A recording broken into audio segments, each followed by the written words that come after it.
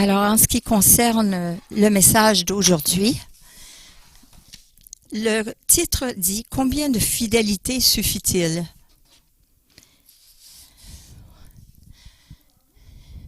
Notre espérance est qu'il nous trouve fidèles. Le maître lui dit « C'est bien bon et fidèle serviteur, tu as été fidèle. » Matthieu 25, 21. Alors, est-ce que vous diriez que 50% est suffisant? 75%. Qu'est-ce que vous diriez de 99,9%? Pour des chrétiens, on aimerait pouvoir dire que 100% fidélité serait bon. Mais si on reconnaît que nous ne sommes pas, est-ce que ça vraiment, est-ce que ça signifie quelque chose pour Dieu? Alors, on va regarder à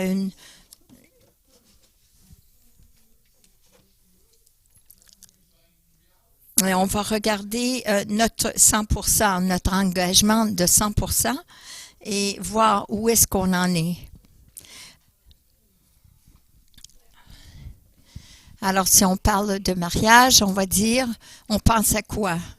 Obéissant, on parle de faire confiance, l'honnêteté,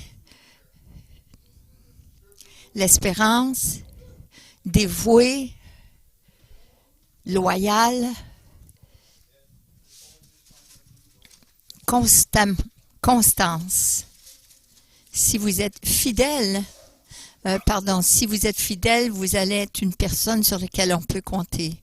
On peut être engagé si vous êtes fidèle. Alors, si on devait parler de la fidélité, alors la fidélité, c'est de marcher de telle façon qu'on reflète dans quoi on met notre foi. Je vais le dire encore une fois. Le comportement de la fidélité, c'est de vivre sa vie de telle façon que ça reflète quoi ou qui en qui nous avons fidélité. Alors, si on croit en Jésus-Christ comme notre Seigneur et Sauveur et continuellement nous développons une relation en le connaissant intimement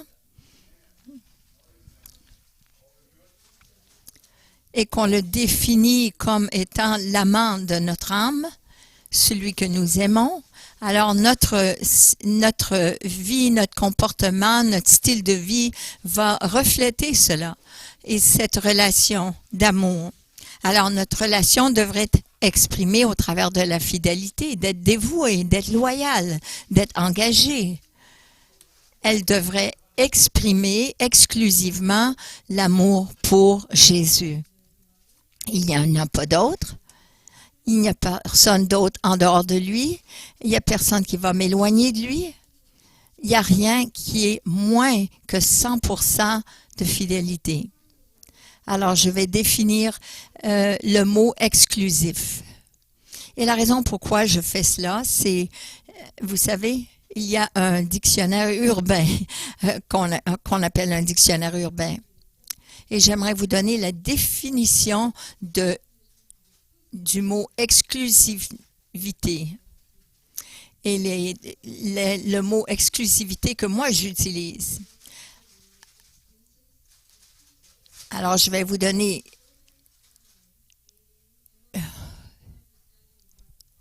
D'accord, alors je vais vous exprimer ce que moi je crois, ce que j'exprime comme étant exclusif.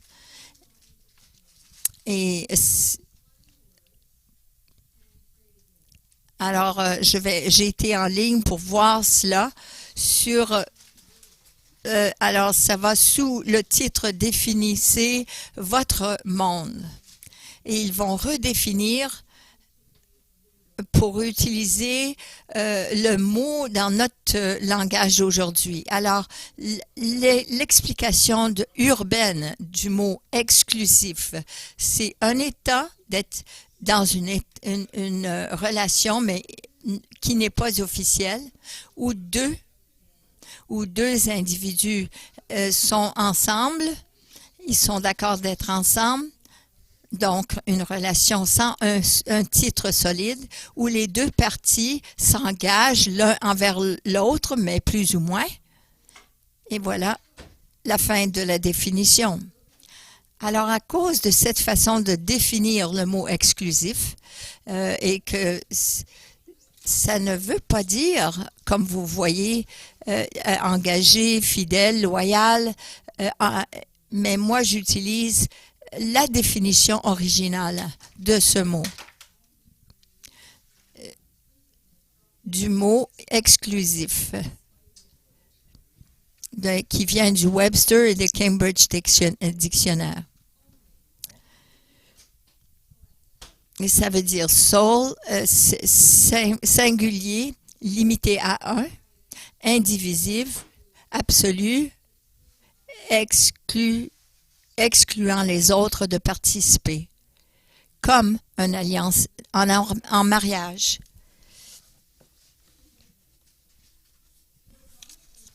Dieu a ordonné l'acte de mariage entre un homme et une femme pour établir et donner comme un exemple une relation d'alliance de mariage. C'est une relation exclusive. Elle est solide, elle est seule, elle est unique. Une relation entre deux parties qui seraient unies comme comme étant les mêmes désirs, les mêmes buts, se protégeant les uns les autres, se tenant redevables l'un à l'autre à notre engagement d'alliance, cette alliance.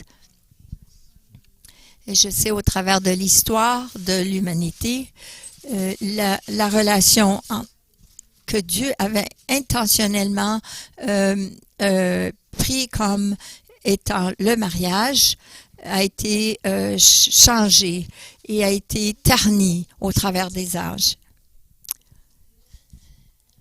Mais cette alliance sera toujours garantie de la part de Dieu, n'est-ce pas bon? Mais la nôtre, est-ce que nous sommes fidèles seulement à lui? Ou est-ce que nous trouvons que notre engagement manque? Est-ce qu'on le sert de temps en temps? En Ephésiens 5, 31, 32, c'est pourquoi l'homme quittera son père et sa mère, s'attachera à sa femme, et les deux ne feront qu'un. Ce mystère est grand, et je dis cela par rapport à Christ et à l'Église. Mais c'est de cette façon que l'Église et Christ sont un. Jésus est le marié et l'Église est la mariée. Ils doivent être joints exclusivement un à l'autre. Ils deviennent un. Jésus, comme l'époux, il a donné sa vie. Il a fait cette alliance avec son épouse.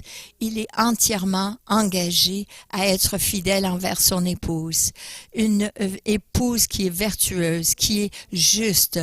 Ceux qui sont entièrement engagés pour obéir ses voies et qui sont attachés à tous ses buts, ses intentions, ses desseins pour le royaume de Dieu. Une épouse qui va honorer et chérir son époux, et non jusqu'à la mort, mais pour un amour éternel qui apporte la vie éternelle. Alors, nous voici avec l'époux qui s'est sacrifié lui-même pour elle. Il a échangé sa justice pour l'injustice, afin de présenter son épouse sans tache, sans ride, parce qu'il pouvait le faire, parce qu'il savait que nous, on ne pourrait jamais devenir cette épouse glorieuse, sans tache et sans ride, par nous-mêmes. C'est Jésus qui devait le faire. Jésus a vu son épouse. Ceux qui sont ses amants, ceux qui l'aiment, étant sans faute, sans défaut, complètement fidèles à lui. Vous savez, Jésus va revenir un jour chercher son épouse. Et pour quelle sorte d'épouse va-t-il revenir? Premièrement, numéro 1, il revient pour une Église glorieuse. Christ a aimé l'Église. Il a donné sa vie pour elle. Il s'est donné pour elle afin de la conduire à la sainteté après l'avoir purifiée et lavée par l'eau de la parole, pour faire paraître devant lui cette Église glorieuse, sans tache, ni ride, ni rien de semblable, mais sainte et irréprochable.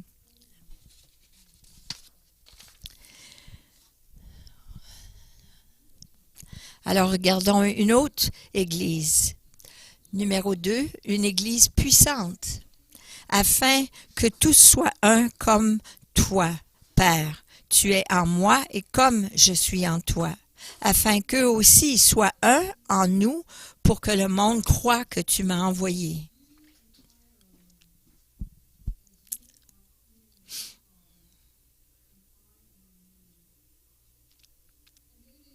C'est cela que Jésus a prié. Il dit, je leur ai donné la gloire que tu m'as donnée, afin qu'ils soient un comme nous sommes un.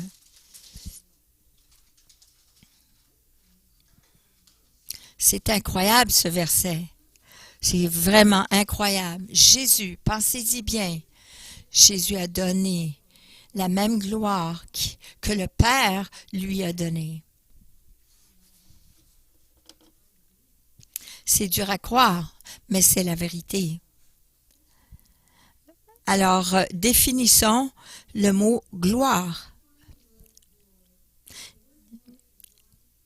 Dans Jean 17, 22, le mot gloire veut dire, en grec, c'est doxa, et la racine hébraïque, c'est kavod.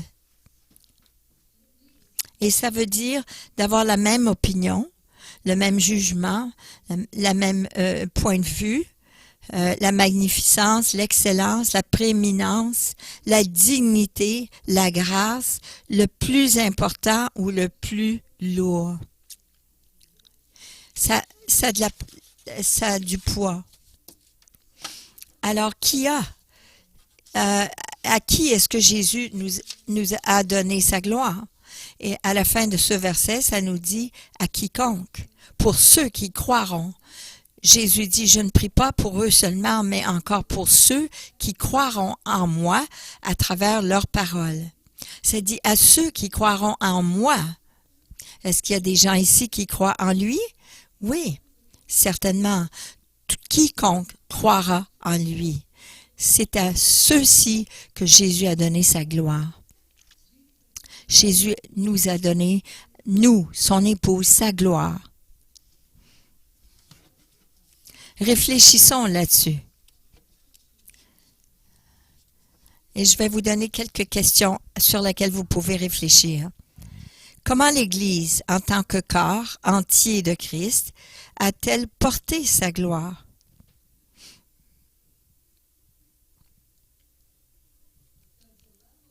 Est-ce que le niveau de fidélité de chaque membre du corps du Christ, est-ce que ça détermine la puissance de l'Église actuelle?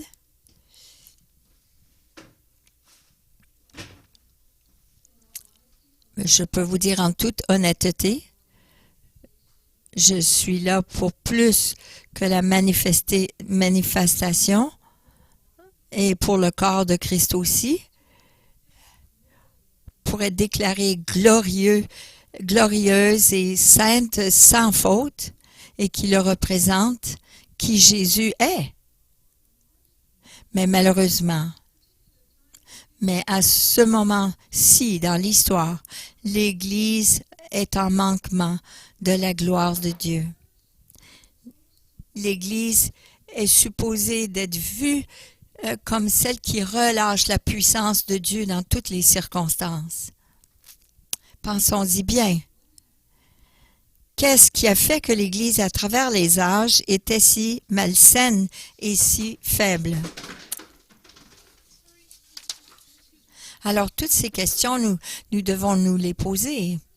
Et nous devons savoir, premièrement, et je parle de moi aussi, comme une qui croit, et comme une qui est inclue comme membre dans le corps de Christ, nous avons besoin d'y réfléchir. Et je dois croire. Est-ce que je dois être plus fervente dans ma foi? Est-ce que je dois être plus prête à prendre des opportunités, les occasions à chaque jour et persévérer? Et de reconnaître que je suis plus qu'une participante. Je suis plus qu'une participante dans le corps. Je suis plus que cela. J'aide à composer le corps en entier. Je ne suis pas juste un membre toute seule, mais je fais partie d'un portrait beaucoup plus large. Alors regardons aux choses qui nous attirent loin de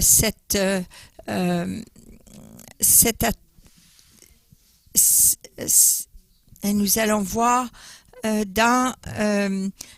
qu'est-ce qui serait une possibilité dans Jacques. Jacques nous dit de quelle façon les gens se traitaient. Et puis là, il va à dire les raisons pourquoi il y avait ces attitudes dans le corps de Christ. Alors, Jacques dit, d'où viennent les conflits ou d'où viennent les luttes parmi vous? N'est-ce pas de vos passions qui combattent dans vos membres?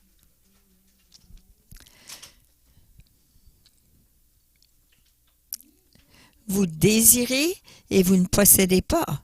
Vous êtes meurtrier et jaloux et vous ne pouvez rien obtenir. Vous avez des luttes et des conflits et vous ne possédez pas parce que vous ne demandez pas. Ça, c'est Jacques 4, 1 et 2.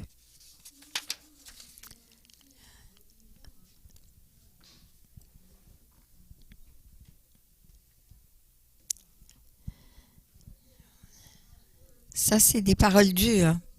Et Jacques va directement au but. Il ne mélange pas les paroles et ça lui fait rien. Mais ces paroles vont vraiment offusquer certaines personnes. Mais son but, c'est de les mettre sur le droit chemin, qui les amène à une culture de juste du royaume. Alors, regardons la liste des indicateurs. Les conflits, les querelles, le cœur et l'âme non guéris, les attentes non satisfaites, le désir, l'égoïsme, la jalousie, l'envie, l'amertume, fierté, l'orgueil et l'intrigue.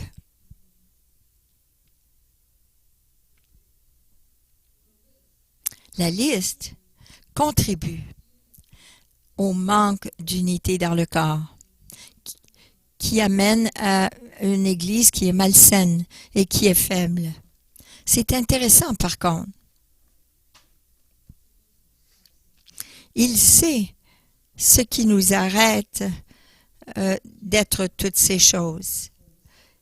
La fin de ce verset, Jacques 4, 2, nous dit « Vous ne possédez pas parce que vous ne demandez pas. » Vous ne demandez pas à Dieu.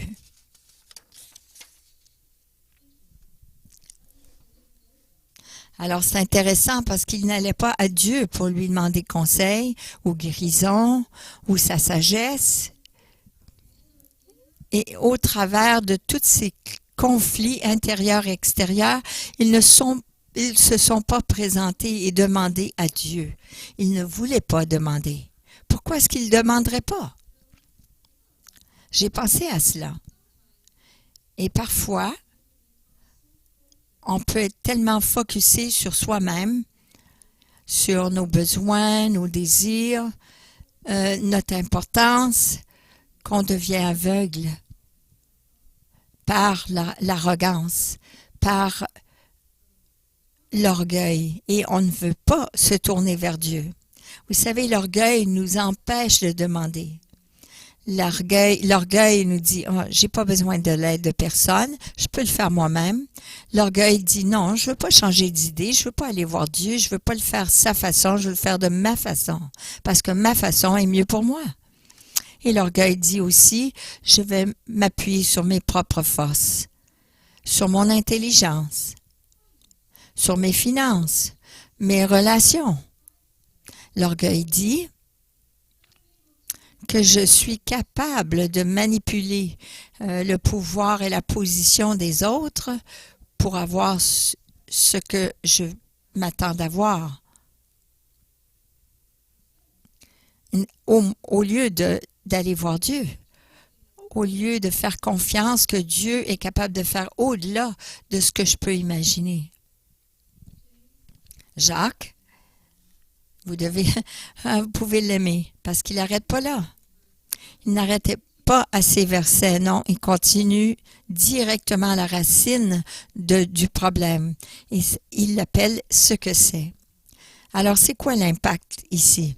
Il dit, quand vous demandez, vous ne recevez pas parce que vous demandez mal, dans le but de satisfaire vos passions adultères que vous êtes.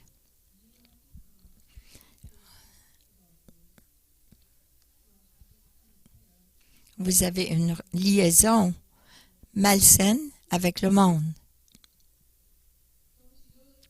Ne savez-vous pas que l'amour pour le monde est synonyme de haine contre Dieu?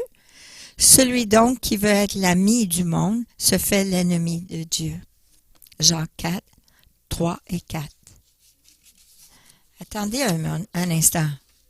Est-ce que Jacques vient d'appeler des chrétiens, des croyants qui commettent ces choses, des adultères, infidèles à leur époux Jésus?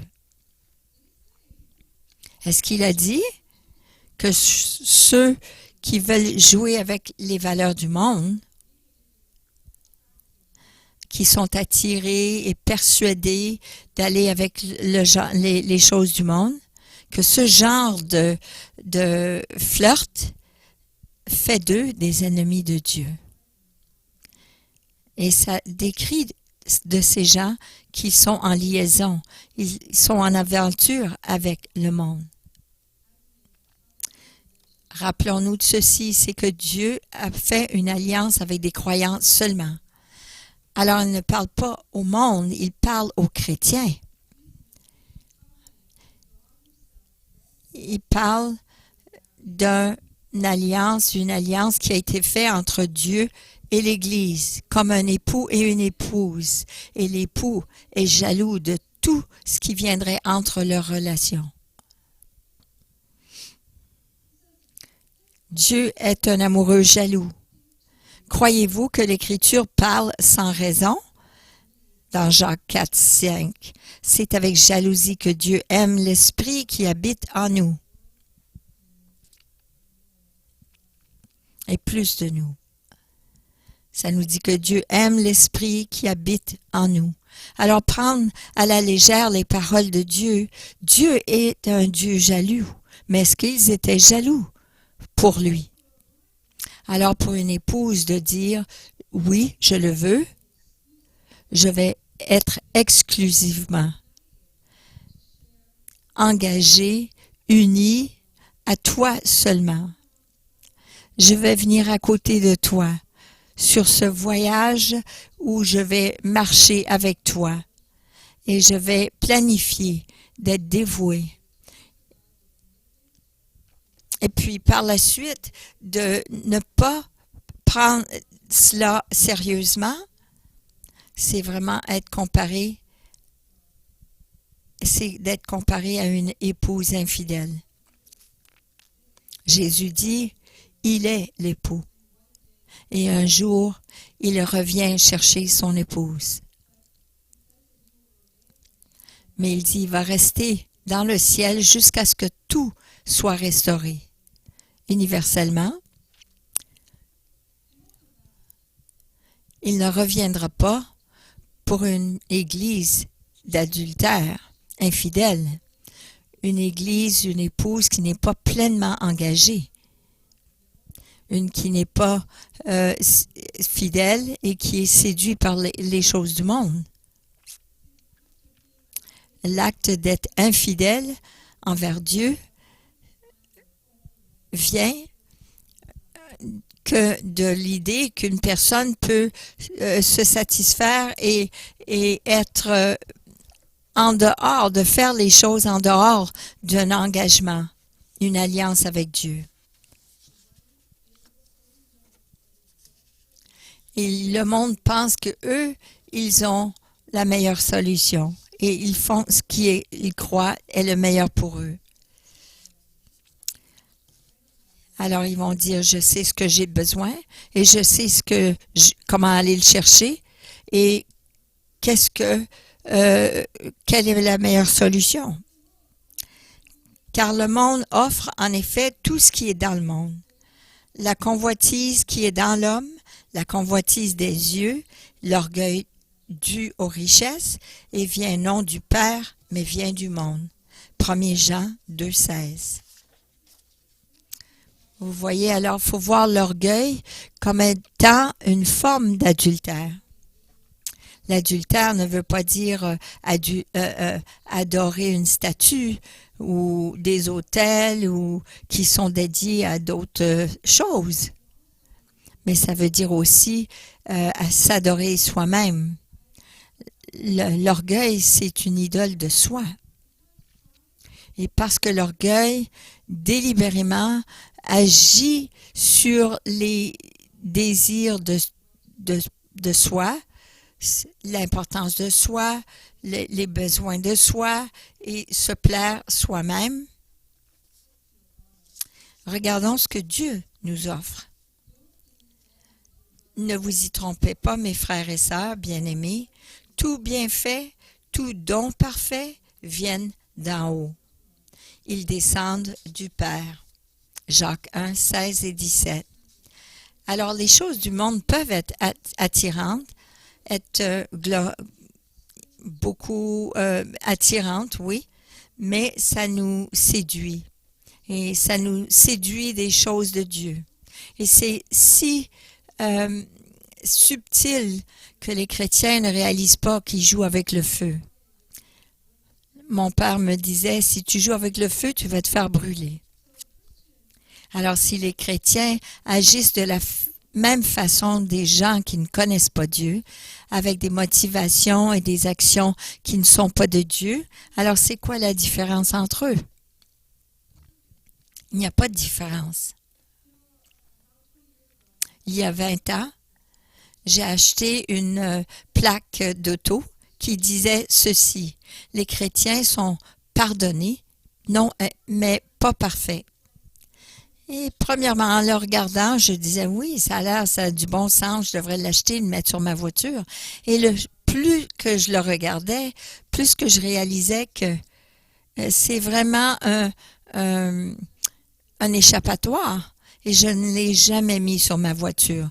Pour moi, c'est en train de dire à tout le monde, je suis correct, j'ai mon billet pour aller au ciel, et ça fait rien. C'est quoi je fais? Ça fait rien. Comment j'agis? C'est même pas selon les Écritures. Est-ce que Dieu ne dit pas, je suis saint parce que soyez saints parce que je suis saint?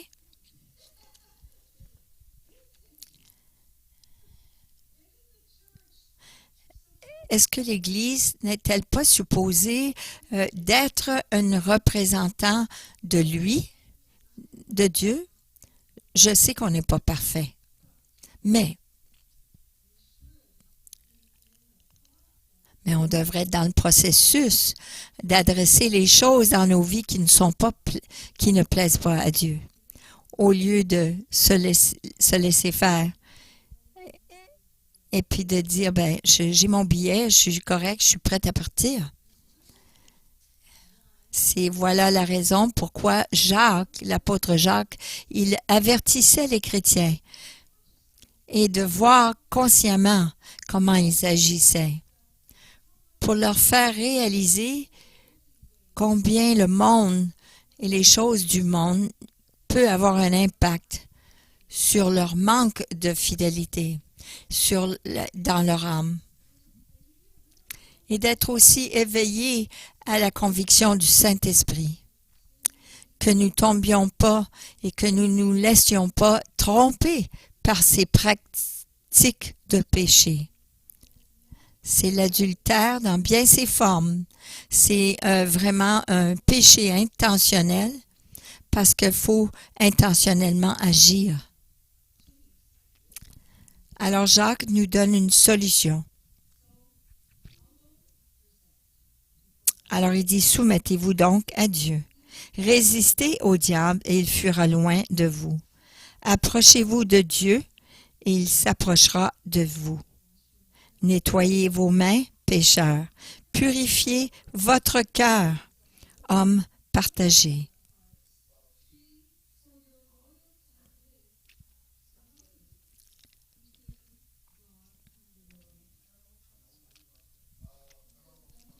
Ayez conscience de votre misère. Soyez dans le deuil et dans les larmes, et que votre rire se change en deuil et votre joie en tristesse. Humiliez-vous devant le Seigneur, et il vous élèvera. Jacques 4, 7 à 17, à 10. Jacques était conscient, il voulait aider les gens à maturer spirituellement. Il voulait qu'ils soient réels avec Dieu et sincères concernant leurs péchés. Il voulait qu'ils demandent le pardon afin qu'ils soient pardonnés. Et il dit, et Dieu les restaurera comme une épouse qui est sainte, qui a été aussi épanouie. Alors, il leur parle d'être complètement restaurés. Il veut les encourager à être l'épouse fidèle qu'ils doivent être. Comme chrétiens, nous sommes comme un avec Jésus par une alliance d'amour.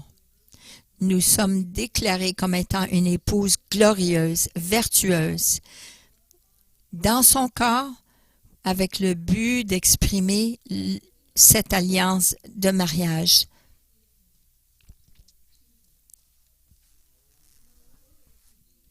Et pour cette épouse fidèle à 100%, sans rides, sans tache, on a besoin de se repentir. De toute façon qui n'a pas été plu à Dieu. Dans le livre de John Bevere, il dit ceci, le Nouveau Testament présente un message clair. Il n'y a pas de salut sans de repentance du péché. Vous ne pouvez pas marier Jésus pendant que vous êtes en relation avec le monde. Vous devez mourir à vous-même, à votre vieil homme, afin de commencer une nouvelle relation. Alors, dans l'Apocalypse 19:7, ça nous dit « Réjouissons-nous, soyons dans la joie et rendons-lui gloire, car voici venu le moment des noces de l'agneau et son épouse s'est préparée. » Qui se prépare? Son épouse. Et c'est qui l'épouse? Nous, l'Église. Nous, on doit se préparer. On doit participer dans le salut de nos âmes. Et comment se préparer?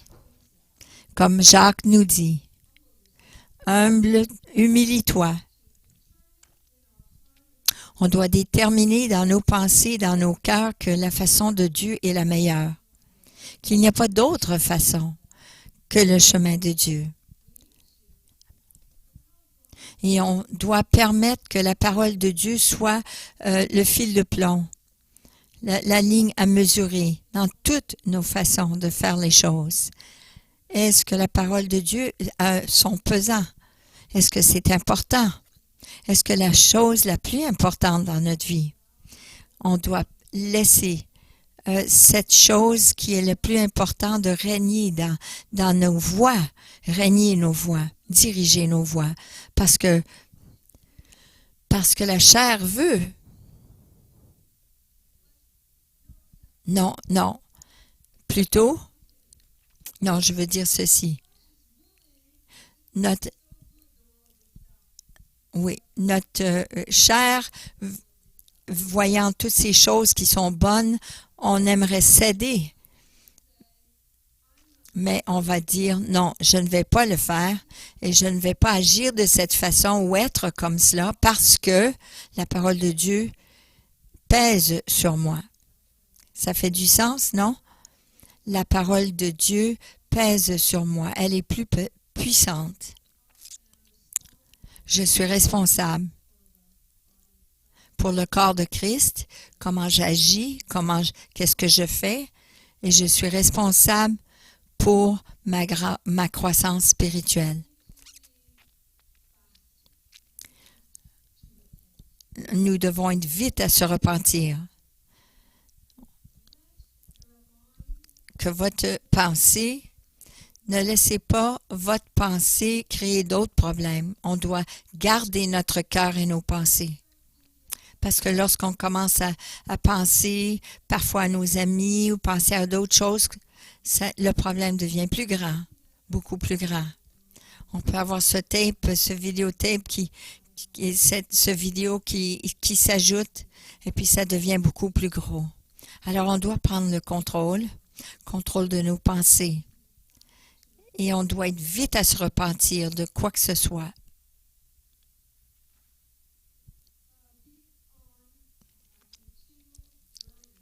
Et d'être en processus de guérison constante. On doit être conscient de notre façon de penser négative. Et on doit aller voir Dieu et dire, cette personne m'a vu de cette façon, ou elle m'a dit ceci, ou je suis jalouse de cette personne. Mais qu'importe ce que c'est, on doit aller à Dieu et lui demander pourquoi est-ce que cela me blesse tant? Pourquoi est-ce que je ressens cela? Pourquoi est-ce que je prends offense à cela? Et on doit demander à Dieu de guérir cette racine dans ce moule, et on doit s'en débarrasser. Alors, le bon fruit puisse pousser. Et on doit aussi cultiver notre relation avec Dieu, avec Jésus. Amen. Voici la façon qu'on peut se préparer. Nos voies, notre façon de faire pour guérir, afin que lorsque les gens du dehors nous voient comme une église puissante, parce qu'on a besoin les uns des autres. On a besoin chacun l'un de l'autre pour être cette épouse glorieuse, pour changer, pour faire la différence, pour changer le monde. Ça n'a rien à faire juste de vous ou de moi, mais de nous ensemble pour changer notre culture. Oui, on devient offensé. Soyons réels, soyons vrais. Il y a des choses dans notre vie qui peuvent nous avoir. Mais on a besoin de s'en sortir immédiatement.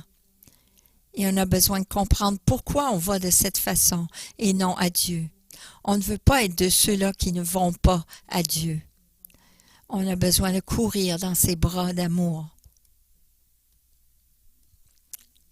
Prions ensemble. Je vous invite à vous lever debout.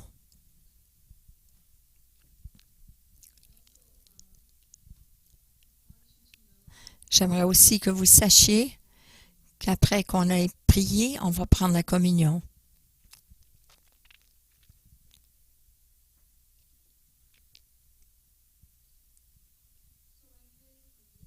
Alors, je prie pour moi-même et je prie pour vous aussi.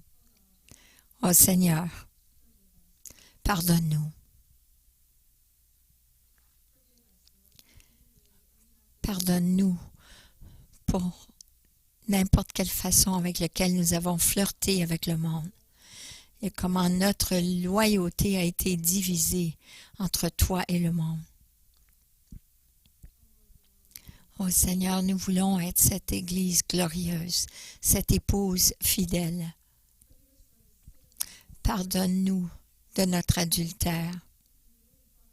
Lorsqu'on pensait qu'à nous, nos besoins et notre promotion de soi. Pardonne-nous, Seigneur. Nous nous repentons Nous nous détournons de toutes ces actions. Nous te demandons de guérir ton Église. Guéris-nous, Seigneur, afin que nous, ensemble, nous soyons fidèles, que nous soyons épanouis, sans tache, cette épouse sans tache et sans ride. Que nous soyons toujours, continuellement, en préparation pour ton retour, comme notre époux. Que nous soyons prêts pour l'époux lorsqu'il vient. Nous te remercions, Seigneur. Merci pour ce que tu vas faire dans nos vies. Merci pour la force que tu as et comment tu nous as rendus puissants. Nous te remercions pour la gloire qui nous habite. Père, nous te demandons que tu nous rends si conscients des choses qui te déplaisent, que nous allons immédiatement se tourner vers toi.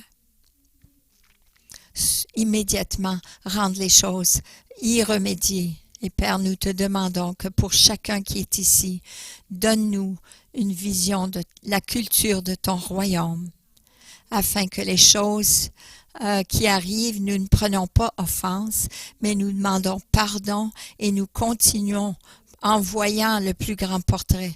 Voyons la fin de toute chose, la joie, Seigneur, qui était devant toi. C'est nous, ton épouse. Nous te remercions, Seigneur, au nom de Christ. Amen.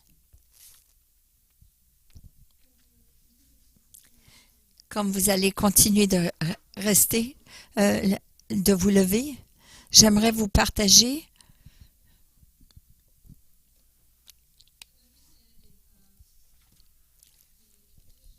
une compréhension de la tradition du vin, d'un verre de vin. Ce que les Israélites faisaient lorsqu'ils voulaient marier quelqu'un, ils allaient à la maison où était l'épouse, la future épouse, et ils prenaient une tasse de vin. L'époux prenait le verre de vin et il allait voir celle qu'il aimait. Et puis il lui dirait, est-ce que tu aimerais me marier? Est-ce que tu voudrais être mon épouse, ma seule et unique? Et si elle prenait le verre et elle le buvait, ça serait un accord. Ça serait une alliance, un accord, une alliance qu'ils feraient ensemble. Alors aujourd'hui, lorsque vous allez venir en avant, et on va le prendre tout ensemble, et lorsque vous allez prendre une gorgée de ce vin, est-ce que vous allez lui dire « je le veux » à lui? Oui, je serai ton épouse fidèle. Alors je vous invite à venir en avant.